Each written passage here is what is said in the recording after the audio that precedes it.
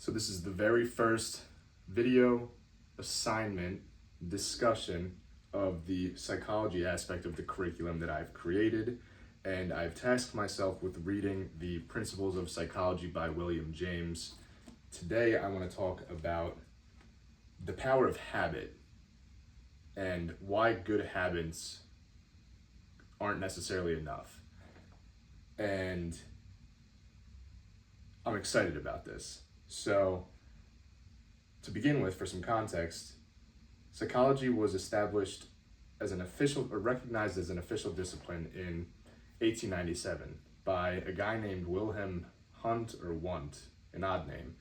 And it was largely predicated around a practice called introspection, where you would close your eyes and study the internal life, the mental life. You would go through thought experiments and kind of just analyze. You're being very introspective. And of course, that's not very empirical. So over time it progresses, and William James, one of the earlier contributors, a decade or so down the line, early 1900s, begins to do something pretty profound at the time, a massive contribution to the science. He bridges the gap between mind and body, and prior it had largely been oriented around the mind. It was very philosophical in nature. And when he introduces the body, he introduces physiology, and he uses psychology to bridge the gap between philosophy and physiology, while still being largely oriented around physiology, at least in the early chapters of this book.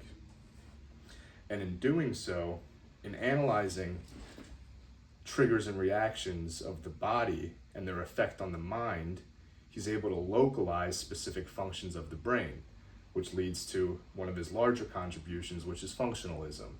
And functionalism is largely unpopular at the time, later resurfaces as evolutionary psychology, which obviously is incredibly important and something that is still relevant today, despite being unpopular at the time. Why do I say that? Because it gives credibility to his works. He was a massive contributor to psychology, and I believe that his works on habit, though short, just a chapter in this book, are incredibly eye-opening. Because after defining psychology as the study of the mental life and the phenomena and conditions, and tasking the psychologist with the quest of the conditions, understanding and resolving the negative conditions of the mind through an understanding of physiology, again, it's premature for me to conclude anything because I haven't finished the book, but he fails to mention or acknowledge the importance of philosophy. So we talk about habit as more fitting in a conversation of physics than psychology. That's how he mentions it. He says something along the lines of habit belongs in the conversation of physics more so than the conversation of psychology. And he's quite right in saying that, because habit is it's a collective trigger and response over time that forms a habit, right? A learned habit, whether it's passive or active, a learned habit. And habits are incredibly powerful, and he establishes that because he in looking at the physiology of the brain and mentioning habit, he's almost walking the line of neuroscience before neuroscience was even established. He was far ahead of his time, incredibly, intellectual, able to see things beyond the scope of which he was studying directly, because you can only, peel back the skin and see so much, but he was able to conceptualize things that he couldn't see before his eyes, habit being one of them. And what I want to talk about is why good habits then fail us. And it's because left to their own devices, left to the physiology, left to the actual physics of the body, they are detrimental. Habits will accumulate over time if there's nothing guiding them in the right direction. So then what guides them? We say it's philosophy. Philosophy, our philosophy about life, our goals, they guide us, and then we form our habits around them to be in alignment with those philosophies. And that's right.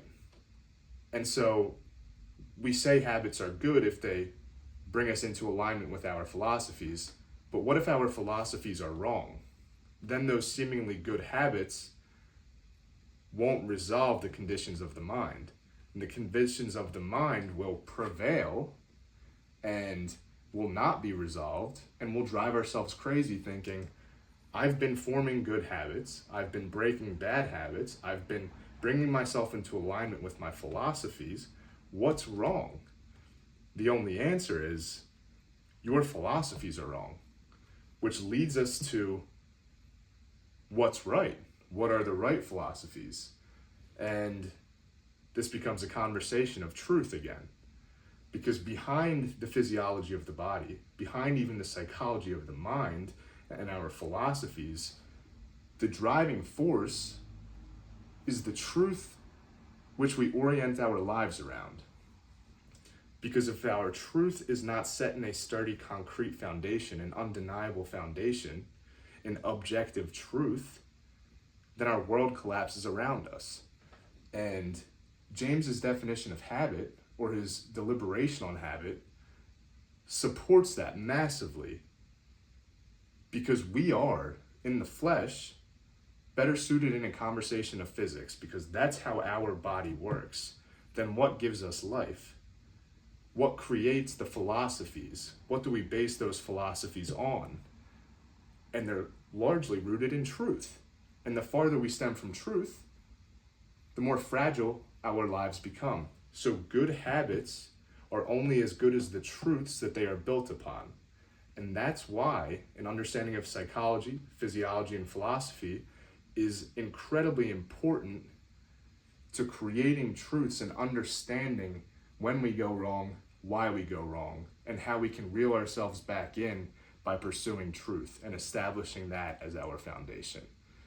Mind-blowing, absolutely mind-blowing.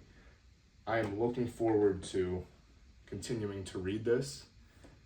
Again, these aren't questions posed by James, but they're thoughts inspired by reading the principles of psychology. And, obviously I have my own agenda, which is to pursue truth, to understand the role of truth in our lives.